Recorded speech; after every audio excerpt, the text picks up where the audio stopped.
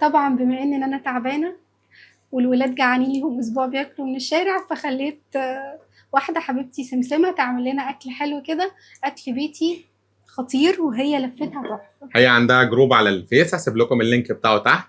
صراحه احنا قلنا ندعمها، احنا بندعم ناس كتير، فقررنا ندعمها في صفحتها انها بتعمل اكل كويس. فخدنا منها النهارده ورق عنب انتوا شفتوه، وخدنا كمان محشي، وقلنا نقلبه معاكم، وهقول لكم بجد اذا كان وحش ولا لا يقلب ينرمي. بصوا، وعلى فكره ممكن تجيب لكم الاكل على مستوي كمان.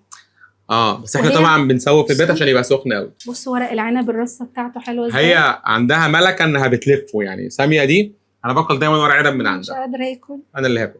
هي عينه طبعا ممنوع تاكل الحاجات دي. صعب عليا، بس هو ريحته حلوه قوي، بس انا مش قادره اكل الاكل ده، بس ده للولاد. ايه رايك يا عمده؟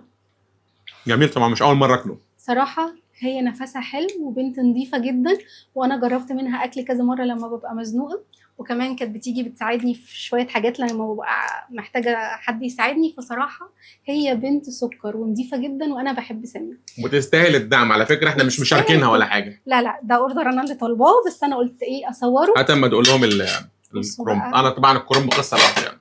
بصوا الكرنب احمر وزي الفل. بصوا وانا ادوق.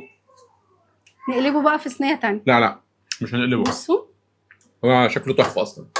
مش عايزه اقول لكم بتعمل شويه كفته، يعني ايه تربيت ايدي، يعني مش اي حد، بتعمل فعلا اكل حلو قوي. فانا نفسي تدعموها. على فكره حلوه النمر. الاثنين حلوين قوي. ادعموها بقى وروحوا اطلبوا منها طلبات حلوه، لان هي فعلا بنت حلوه ونضيفه خالص. هسيب لكم الرابط بتاع الصفحه بتاعتها، وكمان هسيب لكم رقم الواتساب عشان تكلموها لو محتاجين اي حاجه. خلاص كفايه كلام، اصلا الدكتور قال لها ما تتكلمش اصلا نهائي، بس هي مفيش فايده يعني. عامه ده كان الفيديو اللي معايا النهارده، ما تنسوش تعملوا ايه؟ فولو للصفحه، وادعوا لها طبعا انها تخف من الدور الغبي اللي هي فيه ده. يلا نشوفكم على الف خير. باي باي.